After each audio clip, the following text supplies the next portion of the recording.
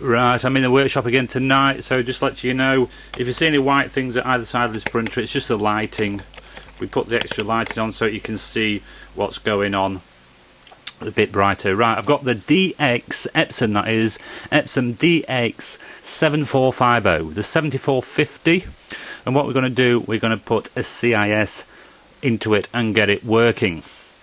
Now, to shorten the video a bit so it isn't too long, I'll just show a couple of things I've done in preparation. I've got this arm here. I've stuck that onto here, just there, about 2 inches from the left there. That's been stuck on. And down here, I've stuck a hinged one on there. That saves a bit of time on the video. That's in preparation for the piping. And also here, I've taken off the lid to the cartridge carrier. I've had to do that first because you can't see. If I had to take it off on the video, you won't be able to see anything anyway because my hands are totally in the way. But if anybody buys this CISS, I do include paper instructions on how to take the lid off with some good photographs where we can get the normal camera in pretty close. So that's the preparation work done. We've got the CISS down here, we've got the bottles and the cartridges. Now I'm going to move the bottles across here to the right of the printer, put them down there, and we're going to get the CISS in. So what do we have to do first? Well, I've got the printer switched off, so what we need to do is switch it on up here. It'll go through its setup procedure, and it'll recognise that there are no cartridges in the carrier because we haven't put any in yet. So it'll take a minute to go through its setup procedure. It'll always do this no matter what you've got in there, be it a CISS or even original cartridges. It will always go through this setup procedure. We'll let it go through there and recognise there's no ink. It's now done that, so now we've got to get it to move across here so we can get the cartridges in. But before that, we'll just thread the cartridges through, and what we need to do is go through that hole there and under that bar, under the bar, no twists in the pipe, so we like that. We've got that under there now, and we're ready to put the cartridges into the carrier. Now we've got the cartridges through, so what we need to do is pull that piping here tight so that this can move freely left to right without catching it and go through the cartridge replacement procedure. We can press the button on the printer. I'll just turn that round. We can press this button to do it, the stop button, that will send it through, or you can do it through your computer. Well, I'm doing it through the stop button. Just press it a couple more times and there it is, it's ready for the cartridges to go in. So what we do is get the block and push them all in. And what we have to do is go onto each one individually and make sure that they are all in. The most common mistake is when people think that they're in, but they haven't clicked in and they don't recognise. But they're all in, so now we'll get the piping into place. Even though the printer is switched on here, we can actually move this across to the right. We want to push it all the way across to the right, so we know we're going to get this the right length, this piping.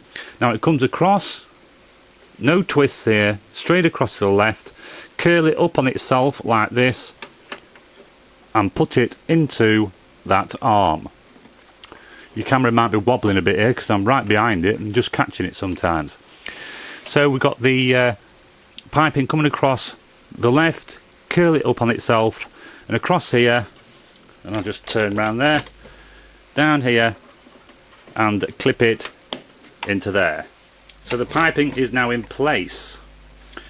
Let's just make sure that we've got it correct. I've moved the camera closer, I've got it in my hand so it might wobble a little bit. As you can see, it's coming to the left and curling up on itself and coming across. Make sure you've got this bit of give here, but don't have it too slack, about an inch at the most. It's across to the right, it's coming out, but if we have this too tight, the cartridges will fail, it won't recognise them. But at that, it's dipping about an inch, that's about right. If you do get too much of a dip on it, too slack, it will fail the cartridges, so you just need to tighten it up a little bit. So let's see how this goes. All you have to do is press the stop button up here again, or you can do it through your PC, but I'm going to press the stop button so it goes to the next stage of recognising the cartridges.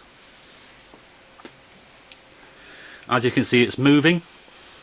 It will always do this, even if you put an original Epson cartridge in it.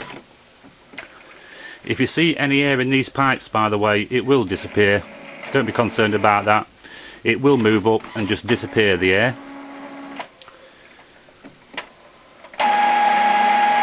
And if you look here now, I don't know if you can see it on the camera, but that ink is now shooting up. All these air bubbles will disappear. Yep, that's going up.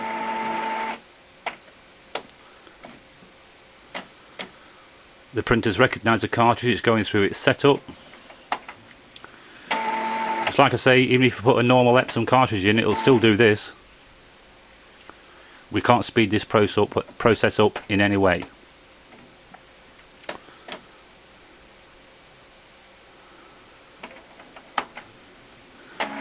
Bit slow, isn't it? While that's going, I want to point this out to you. I'm going to move the bottles around here so you can see them. A couple of important things now. Your bottles must be on the same level as that printer. Do not lift them up. You'll get ink pouring through into your printer. They must be on the same level. No matter what you do, do not be tempted to lift them higher. If you can see some air bubbles, they will go. Don't be tempted to lift them higher to get rid of the air bubbles, because you'll get loads of ink all over your printer. And just look here, you pull out this small bung, leave the big one in, pull the small one out, and put these little air filters in at the top there. Pull all four out, put the air filters in. That lets air in, but stops ink going out everywhere if you accidentally knock it. So now the printer has recognised the cartridges, everything's fine. Let's see if we can print. Go over the printer and tell it to print a few pages.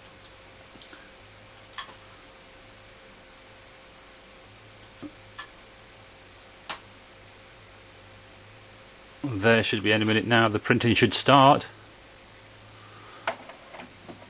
There it goes. So you can see it operating perfectly okay with the piping on.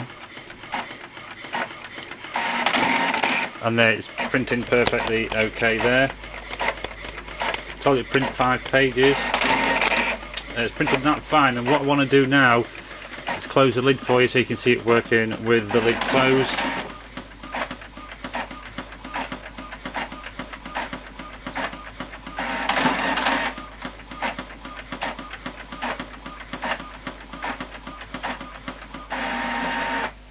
There, so that's it printing, lid up, lid down, it's working fine. So that's about it then really, can't think of anything else. If you do need any help, the phone number is on at the end. Thanks for watching.